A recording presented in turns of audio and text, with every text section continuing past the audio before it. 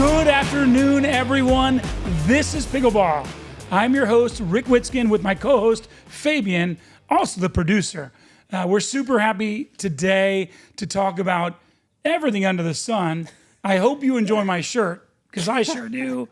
Fabian, should we talk about the Indiana Hoosiers, or do you want to go straight into all these paddle contracts? No, I think we'll have time to get into the paddle contracts. I just remember, so we're recording this on what's the, I don't even have my watch on today. It's the day before my birthday. It's January 13th, Tuesday.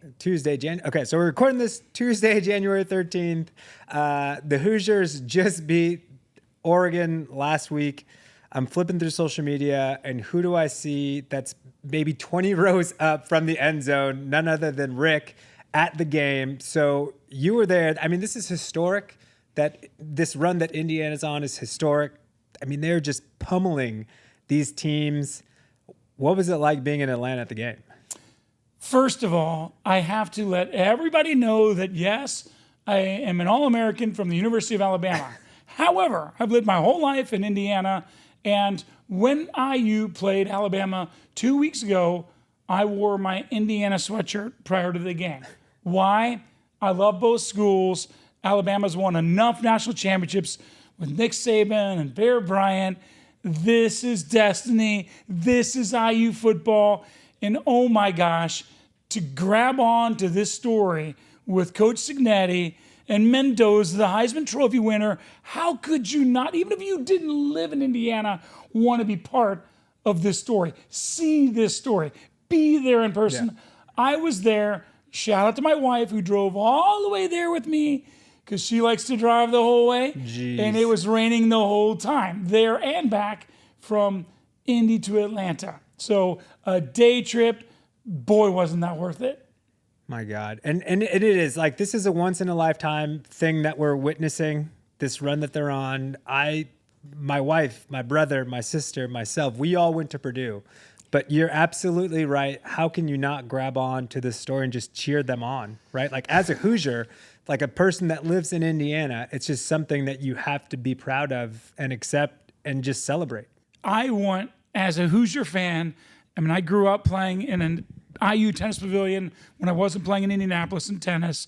My siblings went to IU, varsity Velos. Boy, didn't I see a lot that I shouldn't have seen when I was in high school. And Bloomington's campus. I've never been to Little Five, which is an incredible bike race that has a huge party around it. But it doesn't matter where you're from. If you love sports and you love great people, if you love a religious connection to what's happening, you know, if you just like a team that went from 0 to 100 overnight. I mean, did you know, Fabian, how bad this team was for so many years? They were the worst. They were the worst. I would go down 4 years ago, tailgate with my friends. The tailgate had maybe 50 cars in the parking lot, maybe 200 people that were in the stands. I mean, this is what IU football was. And to do that overnight in a nil situation where you know these players haven't been cultured like the 5 stars of the Alabamas and the Georgias and the USCs. I mean, it's insane. Great story. Yeah, and you're going, you just told me, I was very upset with you, but you're going to the game on Monday in Miami. Well, yes, and to be honest, when I went with my wife, it was a little bit last minute, although the drive from Indy's not that bad. Boy, wasn't I appreciative that it was 95% Hoosier fans at the Peach Bowl in Atlanta, Georgia. And I will say it rained, but it was an indoor venue. And we left at the third quarter and got out with no traffic. Did see a lot of my close friends that went to IU. And there's a number of them that are trying to score tickets right now. If you haven't heard, the market for tickets, the expense is insane. It's like $3,000 minimum for nosebleeds. And then the flights are crazy too. They are. My path that I literally talked about this morning with my sister is flying to Orlando and staying in my nephew's house while she's decorating it. And he's in Australia. So I would go to Orlando on a cheaper flight and then drive to play some pickleball on Saturday and Sunday and go to the game on Monday. That's awesome. Well, I'm excited for you. I hope you get a ticket, you get in, you watch the game, and the Hoosiers win. and excited to talk about it when we get back.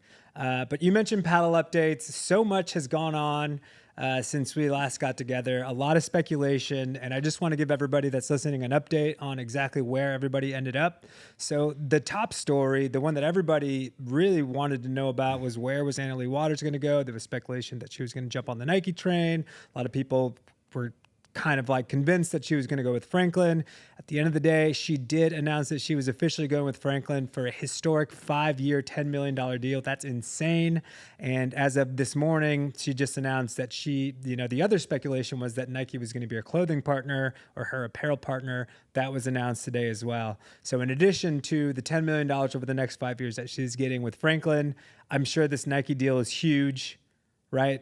The other endorsement deals that she has with Ulta, Tampax. I think she's with the lotion company. There's just so much going on. She's going to be, if she wasn't already, the highest paid pickleball athlete in the entire world, not to mention whatever she gets from her PPA contract or what she gets in winnings. So she's going to be making close to $5, $6, $7 million a year. Did you ever think to stay with Kim? I've known the Waters for quite some time. I played against Leigh and known Leigh. Actually, I played against Leigh too in Utah. But to be the best at anything, I'm not one to say, oh my gosh, that's so much. Do they deserve it? Yeah. I have a nephew that does quite well with endorsements and in a professional sport. My brother did as well. I've seen that side of it, and I see the commitment that they make. I mean, you can't say that Leig's had the normal upbringing of a teenage girl. You can't say that her life into the 20s is going to be like I have 2 daughters in college. In fact, one does go to Purdue. But at the end of the day, good for her. Proud of her. Love her mom. Solid family. I think she's been a really great ambassador. To be honest, the position she's been put in at a young age, I've been uncomfortable for her because she almost had to carry a torch that was almost before her time. Yeah. And I think she's done a really nice job with it. I can't imagine the pressure that she's under just to keep some of her streaks going, right? Like this Triple Crown streak that she was on for so long. I mean, her singles undefeated streak that's gone on for over a year and a half now. It's incredible. And to your point, at such a young age, I think she's done such a great job at handling that amount of pressure to be on top for so long. And not let it get to her. And that gap is still very wide between her and the rest of the division. So we'll get to Masters that's coming up. It's actually started yesterday, but we'll get to some of that chatter. I want to touch on one more thing, and this is higher level perspective. I hope our listeners appreciate this. Roger Federer, who was one of the most dominant tennis players of all time, he only won something like 52% of all the points he ever played.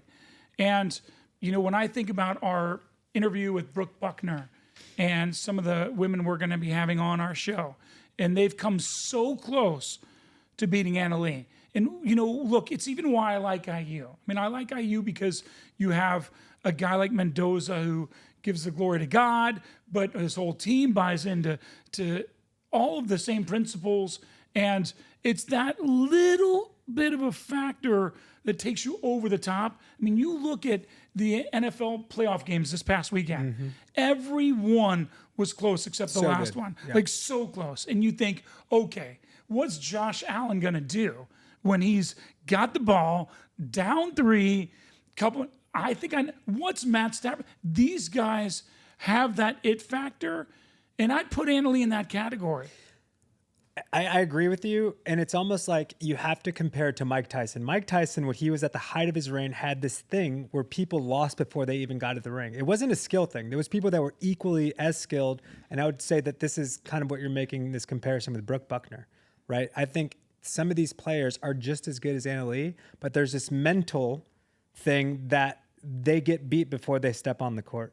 To lose when you're up 9-3 or whatever, and then lose 10-12, like you got to have a steel trap up there that just has the confidence that you can win and not let somebody else come in and kind of take that game from you, right? Because the skill's there, right? Somebody's going to beat her this season. It might happen at the Masters, but somebody has to believe that they can do it because they're walking in there like almost already getting beat.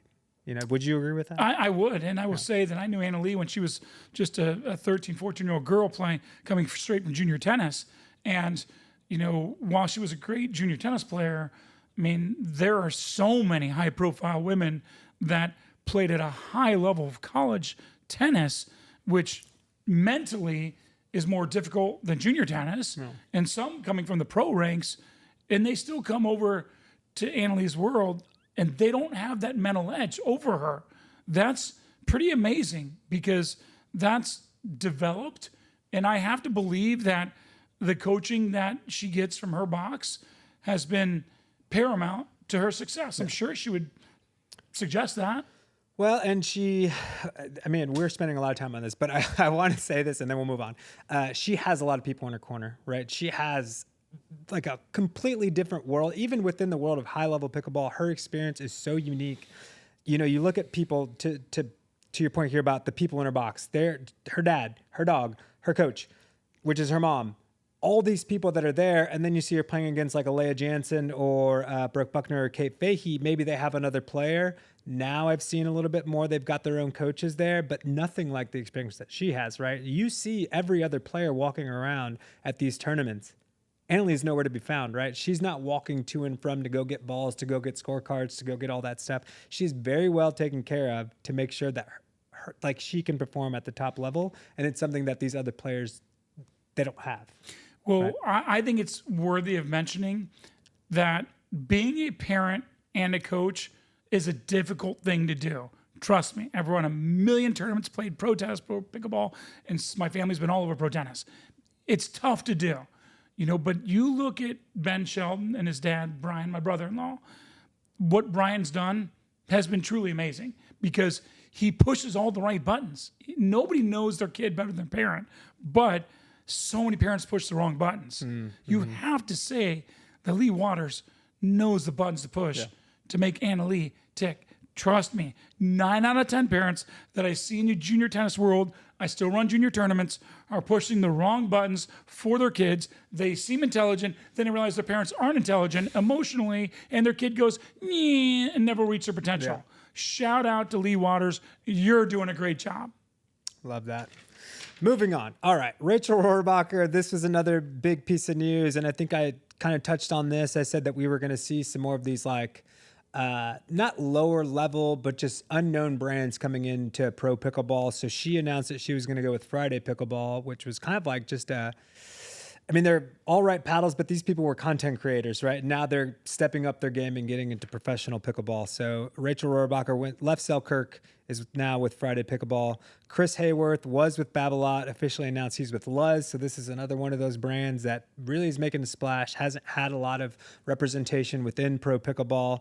And Chris Hayworth is going to be on a tear this year. I would not be surprised if he ends up in number 1 by the time we get to finals. Caitlin Christian was with Proton. She's now with Luzz. That is official. You mentioned this last week. Eric Onsines left Yola, is now with Engage. Gabe Tardio was with Pickle when we recorded last week. Hadn't announced who he's with, but he's officially with Facolos, which is some Vietnamese brand. Dekel Bar, we mentioned that. Left Yola with 11.624. Kate Fahey, she just announced something yesterday, was with Pro XR for about half of the year last year. And I think I read that maybe there was some contract, something or other, where that fell through. So we saw her playing with the Yola, but she officially signed with Agassi. So she's now going to be using the Agassi Yola paddles, an official representative of that team. She was playing with it for like the last half of the year. Not in the PPA, but on the APP side, Jack Monroe leaving Pro XR. Not sure where he's going to end up. And that there's rumors that the Johnson siblings, so JW and Georgia, are going to be leaving Franklin, which kind of makes sense. Franklin's probably got to make some room for that Anna Leigh $10 million deal. So that's an update on all the paddles. I'm sure we may have missed a couple here and there. I just want to throw out there that Rachel Rohrbacher lived in Indiana and Indianapolis. She actually taught at my facility for a little bit, and she moved to Cincinnati. And I'm just really happy for her. She's a quality person, like her a lot, and props to her for Friday Pickleball, and good luck to her on her career. I do want to ask you a question, though, Fabian. You know, Georgia Johnson's one heck of a player, and you really can't overlook any of the Johnsons. I know their mom, Julie, really well. Played mixed doubles with her a little bit and played against her a number of times. But with Georgia, as good as she is, do you think there's an aspect that here comes Anna Leigh into the world of Franklin, and that's the world that Georgia's been in, that she wants to move out of that limelight that Anna Leigh is going to get with Franklin? Or do you think it strictly would be financial for the Johnsons to move elsewhere? Well, someone else was talking about that. I think it was the guys at King of the Court. So shout out to Jimmy Miller and Tyler Loong. I think they were just mentioning that why would Franklin keep them? They're great players, but they're not great personalities, right? Always near the top, but not those people that you look to that are going to move paddles, right? So I think it was on the Franklin side that was saying, hey, we had a great ride. We're going to be parting ways, more so than them saying, we don't want to be in Anna Leigh's shadow now that she's here. Because you've got somebody else like Paris Todd and Hayden Patriquin. Those are personalities, right? They are very active on social media. So that partnership continuing with Franklin makes total sense. That would be a dumb move, in my opinion, for Franklin to be like, hey, we're going to part ways with you. But for Georgia and JW, I totally see where they're like, maybe these aren't the paddle movers. Right. If you were counseling players that had a lot of talent, they were younger, they were coming onto the scene, would you say to them, be gregarious, go outside your shell, be that guy or girl that can captivate an audience in a good or bad way? You'll be more marketable. You'll make more money in endorsements. Would you say that, or would you tell them to just stay within their realm of who they are? I'd say it'd have to be a mixture of both.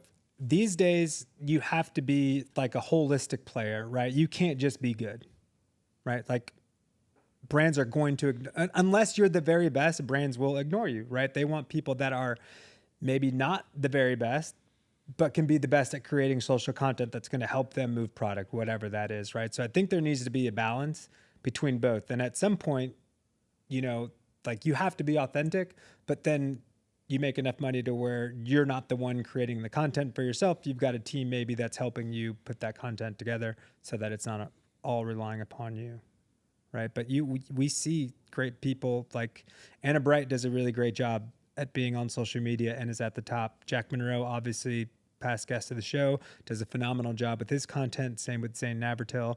And these guys see that opportunity to capitalize on it because it is still a very wide open space where if you're still good at pickleball and good at content, you're going to do great things.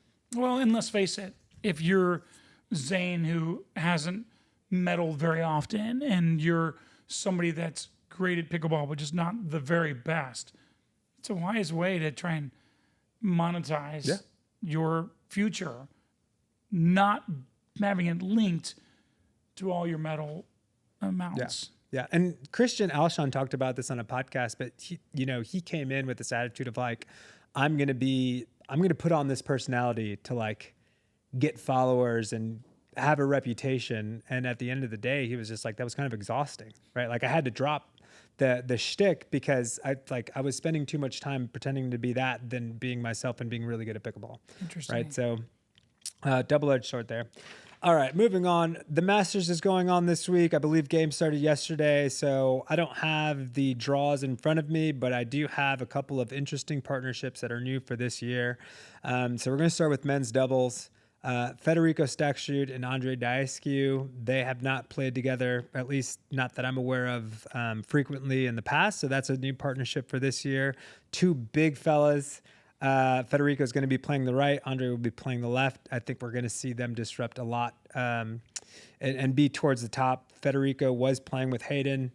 They had a great season last year, but I think fell short in a lot of tournaments outside of the one that they won at Worlds.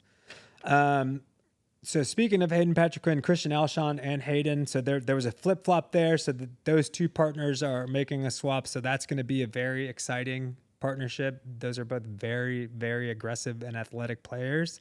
So I'm excited to see what they do. And then CJ Klinger and JW Johnson. That's just going to be a solid duo. On the mixed doubles side, a new partnership, Catherine Parento and Gabe Tardio. Gabe had been playing with, God, why am I blanking on her name right now? Jessie Irvin was his partner for quite some time, so I'm interested to see how they do. We mentioned Rachel Rohrabacher. She's going to be partnering up with Will Howells. So Will Howells, who was playing in the PPA, had a lot of success, did really well playing for the New Jersey Fives, had a lot of success on that team, is finally coming over to PPA, so his debut will be happening here at the Masters. Excited to see where they'll go. They're starting pretty far back in the draw just because he's ranked so low because he doesn't have any PPA points. So we'll see how far they make it. And then Kate Fahey and Federico Stackstrud. So that'd be a good matchup. And on the women's doubles side, Catherine Parento and Rachel Rohrabacher, which famous storyline there from last year. If you remember, Catherine and Annalise split up. The girlies, which was Anna Bright and Rachel Rohrabacher, split up. So there was a lot of drama and controversy within the pickleball world when that happened. So now those two are kind of on this comeback tour against their previous partners. So excited to see where they'll end up. And then the big upset of last year, Jackie and Jade Kawamoto taking out Leigh Waters and Anna Bright. They're going to be partnering up for tournaments this year. They're Indiana's finest. That's right. That's right. So excited to see where all these matchups go and kind of what Championship Sunday is going to look like. I'll be watching. That's for sure. All right. So, Rick, last week I asked you, how the hell did you get into pickleball? We touched on that a little bit, but there's this whole other backstory that anybody who knows you knows that you represent this in everything that you do. And that's the Ripsken brand, the Ripsken story. So for people that haven't heard exactly what that is or what that means to you, I would love to give you the opportunity to share that story with our listeners. I will take you back to 1993, just out of college, ranked 400 in the world, professional doubles. I had some pro points for singles, and I literally was agonizing over, do I go on the pro tour full time, or do I stay in Indianapolis, my roots, and take a job with my brother Todd, who was just off the tour. And he was my role model, my idol. I'm like, man, Todd, I know I can do it in doubles, but I've always wanted to work with you. He offered me a job as a marketing director and, the big facility downtown in Indianapolis, the Indianapolis Tennis Center. And I decided to go with my brother.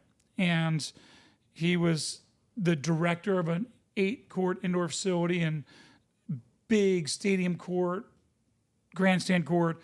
The RCA Tennis Championships were there, but on the campus of IPY. So that facility could get bulldozed at any time if the university said they want to move everything into parking spaces, which eventually they did. But regardless, when I took that job, I became a college coach at age 23 of IPY, and I was really working side by side Todd and very much enjoyed that. Lo and behold, 2 years later, Todd got sick with a brain tumor, and it was a glioblastoma multiforme, phase 4, basically the worst brain tumor you could possibly get. And it was the worst news I've ever been given. When the doctors told us that, we knew he had 6 months to a year to live. So here you are seeing your role model idol that you work with on the daily lose one faculty after another. He gets a patch over his eye. We're walking to NIFS, a workout place right across the street. He basically veers into a parked car. I had to pull him away. You just see the deterioration of your role model, your everything. Everybody loved Todd. He was a great looking guy. All the girls wanted to date him. But more importantly, he had God go from his head to his heart. And come on, number 1 in the world, pro tennis. He was super smart. So great human being. Love being around him, seeing him deteriorate, and then, ultimately upon his passing, believe it or not, on Memorial Day in 1998, I thought, man, I've got to do something to keep this guy's memory alive. He did enough for people to want to remember him, but I started Team Witsken, my tennis and pickleball company, and then I started my brand Ripsken. Rest in peace, Rip, rest in peace, Sken, S-K-E-N, with our last name.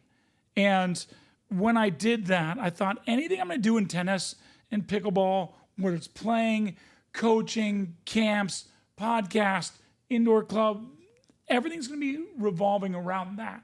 I can't tell you how many people who've come up to me and asked me for a Ripsken hat or a Ripsken wristband. I certainly have given out a number of them at my camps with junior kids and with adults. And quite frankly, the beauty of Todd and the way his life evolved in the last portion of his life, his detriment of a terminal illness. His best friend was Ben Shelton on the pro tennis tour. And Brian kept coming in from Atlanta to see Todd sick in his home. And my sister Lisa, and obviously there's a lot of religion and, priest and Catholicism around what's going on. My sister and Brian started falling in love. My brother's best friend fell in love with my sister. And, I'll never forget it because the CEO of the National Pickleball League, Rod Davis, he was the term director of the RC Tennis Championships. And so, Brian Shelton, Todd's best friend, I asked Brian, hey, should we play doubles in honor of Todd? Brian said yes. Brian was very nice to do that. And this term director gave us a wild card into the pro tournament RCA championship. So here are Brian Shelton and I'll never forget, on grandstand court playing. It was, I think, 7-6 in the third. Incredible match. Crowd was going wild. We lost the team. I think they ended up winning the tournament. But I could almost feel Todd's spirit as I was playing. And with Brian too. And, when you think about then Brian and Lisa having two children that were both great tennis players, Emma first and then Ben, that whole Todd Witsken perspective, best friend Brian, the way my sister and Brian nurtured these kids through junior tennis the right way, not being obsessed junior tennis parents. They didn't care if Ben played tennis. In fact, he was a great football player. But they named Ben, his middle name is Todd. It's Benjamin Todd Shelton. I'm like, okay, this hits me deep. When Ben was playing for Brian for the national championship at University of Florida, Brian being the coach, Ben was in the deciding match. I took my daughters, got them out of bed in Zionsville, Indiana. I said, we're going to the national championships to watch your cousin and to watch your uncle on the biggest stage in Lake Nona, Florida, and let's hope they win. Not only did they win, it was Ben. He was the last match. He was a freshman in the third set. He came through in the biggest moment, the school's first ever national championship. I said, Brittany, Peyton, Ben is going to be a world-class top player. I just know it. And look, he was an athlete then, but then the next year to win the individual title and then to do so well in the challenger levels where I think he won 4 in a row. I drove to Champaign, Illinois to watch him beat guy after guy. I'm like, and you almost see these 200, 300 level guys being in awe of Ben, even though he's ranked below them. It was wild. And then I was with Ben in Australia, and Brian was still coaching the Florida team. This is his first Australian Open. So here's Ben beating J.J. Wolf from Cincinnati in the round of 16, and they interview Ben like, oh, is that your dad? He's like, that's not my dad. Are you kidding? It's so funny. I'm like, wow, did they just say that to him? But anyway, the point is that, I was last year at Wimbledon. I was at the Canadian Open, and I was certainly at the Australian. Like, seeing Ben is a vibe that's spiritual. And I feel my brother through what he does. But this isn't just about Ben. His sister is an incredible human being, was a great college player. I'm going to see her in 2 nights in Florida. And Ben and Brian, what they've done with my sister Lisa to create this awesome team, it's spectacular. Look, I played pro tennis. I'm still a tennis coach. I didn't get involved in that because I just want to be Uncle Rick. Yeah. And it's a beautiful thing. When I was with him at the Masters 1000, he won the tournament. Like, I was thinking Todd, but more importantly, I was thinking maybe Ben would like to give me a hug. He invited me down on the court, so did Brian, and Ben took me and introduced me to a number of people, and he was so humble. He just won $1 million in a 1,000 level tournament, which is huge. He beat Taylor Fritz, which was at then a top American. Now Ben's a top American. It's great. So when I do my camps in pickleball, Fabian, a lot of people know this, but when I talk about the bald eagle that's on the Ripsken logo, it's because the bald eagle followed the Todd Witsken on his last trip of his life. He took myself and Brian and my brothers, his closest friends, and a bald eagle followed us around everywhere at Yellowstone and Wyoming. And I swear to you, when I tell the Ripsken story, there's probably a bald eagle flying over this building right now. A bald eagle flies around when outdoors when I'm talking about my brother in this story. It's that real. So, thanks for letting me share that. It's very near and dear to my heart. Honestly, when you see a Ripsken wristband or hat, or know it's way deeper than just a logo, and it's not what it sounds like. It's spiritual, and it's a vibe that God's blessed our family. And Todd, I know he's looking down, being super proud of Ben and our family. And it's great to live for something bigger than what's on earth. Yeah. Well, thank you for sharing that. That was awesome. I hadn't heard a lot of parts of this story, so appreciate that. And I'm sure everybody else listening will appreciate it too.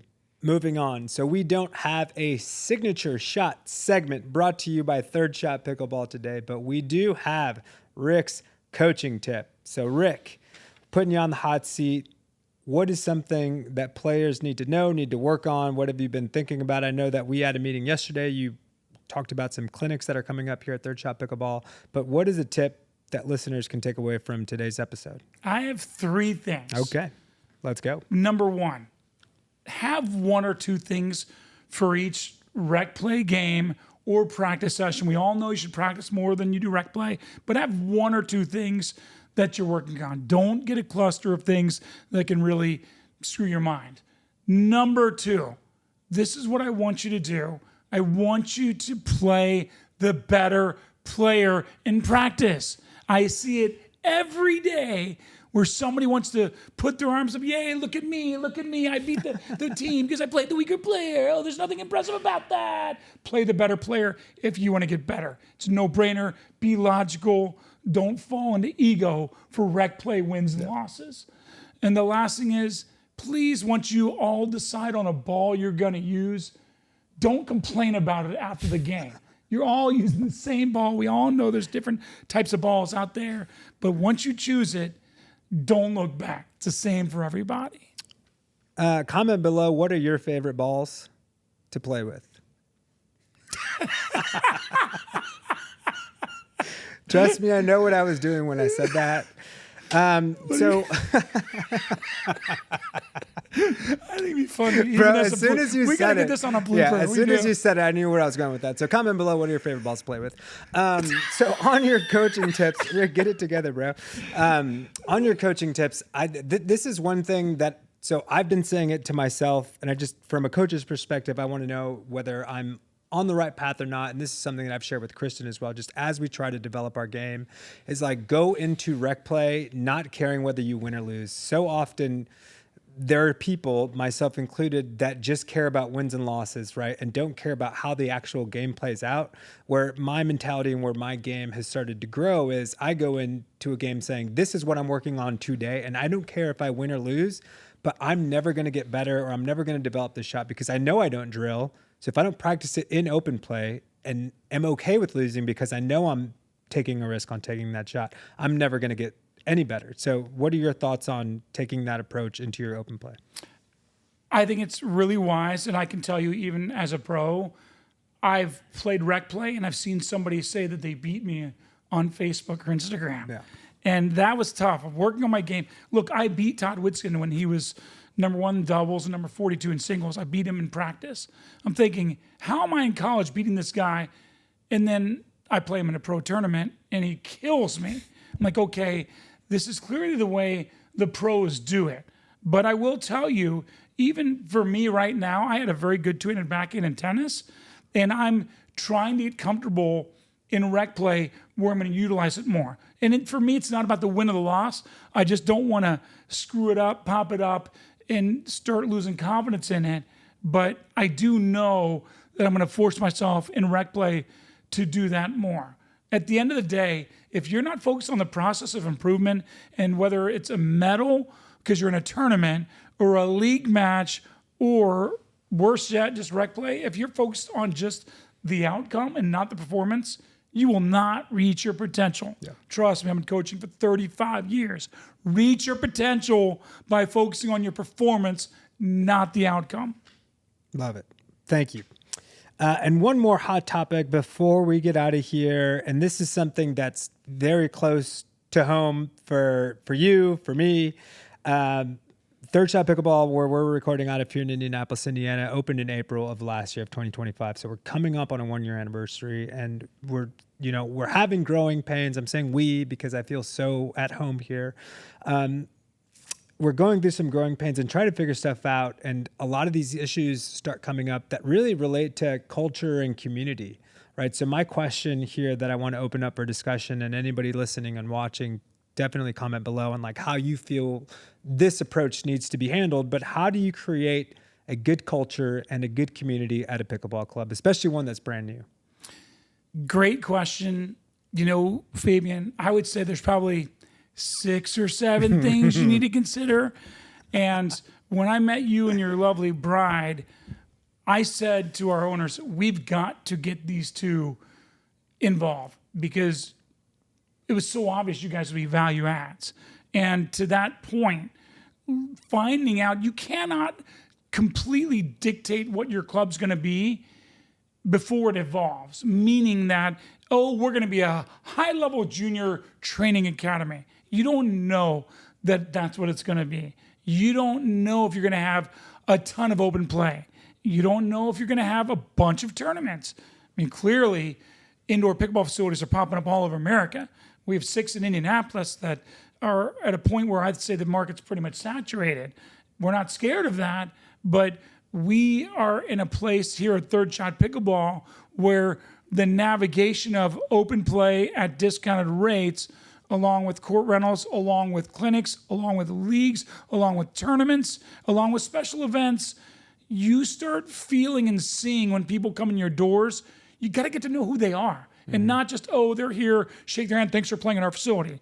Like, dig deeper than that. If you dig deeper with your clients, you start realizing the number of special events you could have because, whether it's the scholastic aspect that I'm involved in Zionsville, we've had the football team here from Zionsville. We've had the rugby team here. We've had tennis teams here. Like, we've connected to the scholastic side of the schools around our facility.